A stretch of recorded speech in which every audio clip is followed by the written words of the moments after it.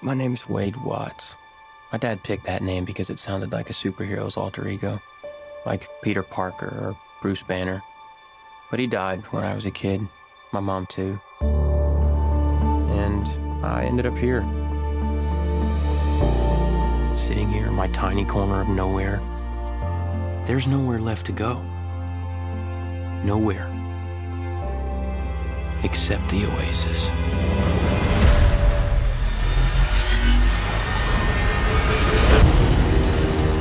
A whole virtual universe. Let me take you on a trip around the world and back. People come to the Oasis for all the things they can do. And you won't have to wait to sit still. But they stay because of all the things they can be. Can you feel this? Let me show you the world. Yeah. It's the only place that feels like I mean anything. The Oasis was the brainchild of James Halliday. Hello. If you're watching this, I'm dead. I created a hidden object, an Easter egg. The first person to find the egg will inherit $500 billion and total control of the Oasis itself. Who is this Parzival, and how the hell is he winning? Find him. This isn't just a game. I'm talking about actual life and death stuff. The Oasis. The world's most important economic resource. This is nothing less than a war for control of the future.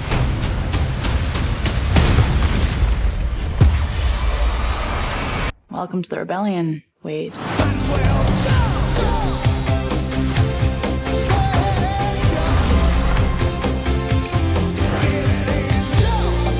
Like many of you, I only came here to escape. But I found something much bigger than just myself. Are you willing to fight? Help us save the Oasis.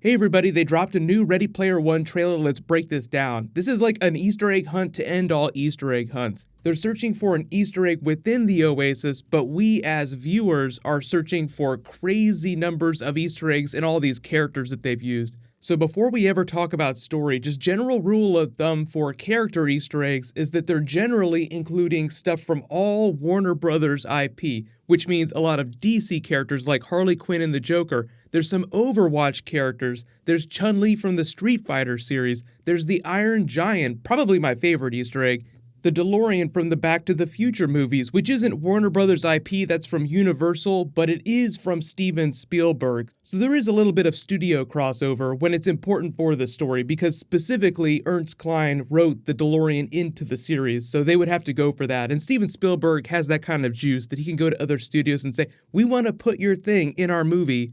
So if you're finding me for the first time, be sure to subscribe to get everything. There's also a bunch of Star Wars stuff that's coming next week that I'll explain too, but let's just go through this and try to find all the characters. But if you're not super familiar with the book story, the IOI of this, basically the Ben Mendelsohn organization, they're the villains of the series. They're trying to control what you would think of as the free internet. So there's this big net neutrality argument that's going on right now in real life, but that's also going on within this story here. So interestingly enough, some of the bigger ideas of the movie are more relevant today than ever. I don't know if they planned it that way or if it just ended up being coincidence, but it was also a big argument that was going on back around the release of the book in 2010 and 2011. So if you think the IOI is familiar, that's sort of an Easter egg for AOL Online, the big corporate entity that wants to control and monetize the internet. So when the idea of the Easter egg is announced, like, hey, there's this special Easter egg, it'll give you $500 billion in complete control of what they think of as this special internet place. So Ben Mendelsohn's character in the corporation is like, we have to find this so that we can make more money. Then on the other side of that, you have all the regular people that are vying for it because, hey, who doesn't want $1 trillion in control of this really awesome place? But the whole idea is they sort of position these people against the corporation. So even though you have all these kids in these online tournaments all the time getting really nasty, trying to beat each other, really the idea is that it's them against the corporation. So that's where Parzival runs into a lot of friends that help him out along the way. So you see a couple Easter eggs for those characters throughout the trailer. The redhead that he runs into early in the trailer is one of his competitors, but they also develop a bit of a relationship you can kind of see over the course of the trailer. Within the Oasis, her avatar's name is Artemis. She's the goddess of the hunt. She's also hunting for the Easter egg. So there's a little bit of conflict between the two of them, but like I said, it's them against the corporation, so that's why you see them in real life running from all these IOI people that are chasing them down. So like you see someone hand him this bronze key here, that's like the first key in the stage of this Easter egg hunt. It's when he gains notoriety, it's when he runs into the Artemis character, when he starts gaining online sponsors and his life starts getting better, so he gets swept up in this big world. But it's just a series of stages that you unlock on your way to the Easter egg, so things get crazier and crazier as he gets closer and closer.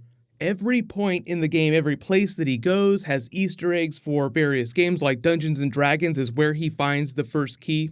But just in this shot alone, you see the classic 1960s Batmobile, you see the Mach 5 Racer from Speed Racer, you see the DeLorean as he climbs into it. Like I said, lots of 80s Easter eggs, so they work in that Van Halen track. This is Harley Quinn in Deathstroke, like I said, Warner Brothers IP, so you have a lot of DC Comics characters. There's a little tiny Gandalf here twirling in the background of the sky here. You can see him holding his staff. This nerd messiah, James Halliday, is very clearly an analog of Steve Jobs, who passed away around the time that the book was released. This is the bike from Akira. They've been trying to make an Akira movie for a long time. Who knows if we'll ever see that. You have King Kong, and then as we get towards the very end of the trailer, that's when the Easter eggs get really crazy. And it's a little too fuzzy to pick them all out specifically, but these actually look like the Battletoads, if you guys remember that game. That was so long ago. Here's Harley Quinn and the Joker. Here's your Overwatch characters with Chun-Li from Street Fighter. You even spot Duke Nukem in the background. There's a Gundam. There's a Chucky that goes full-on Yoda from Attack of the Clones when he just starts jumping around, taking everybody out. And it's hard to tell in this Iron Giant scene, but there might be a couple lightsabers in the crowd there. I don't know how Lucasfilm would feel about that, so they probably tried to minimize any Star Wars references.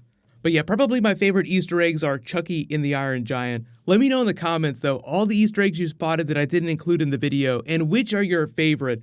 But there are so many, it's probably going to take 3 or 4 times watching this to catch them all. So what'll happen is because the embargo is up for Star Wars on Tuesday, that's when my non-spoilery review is allowed to post. There'll be a bunch of other Last Jedi videos happening this next week and a bunch of comic book stuff too. So if you have any special requests, just leave them in the comments below. There's a new round of that Imax ticket giveaway. All you have to do to enter is be a subscriber and leave a comment on this video. I'll announce a new winner when I post new Last Jedi on Monday. So while you wait for everything, you can click here to rewatch that new Spider-Man Into the Spider-Verse trailer, and you can click here for brand new Last Jedi. Thank you so much for watching. Everybody stay awesome. I'll see you guys tonight.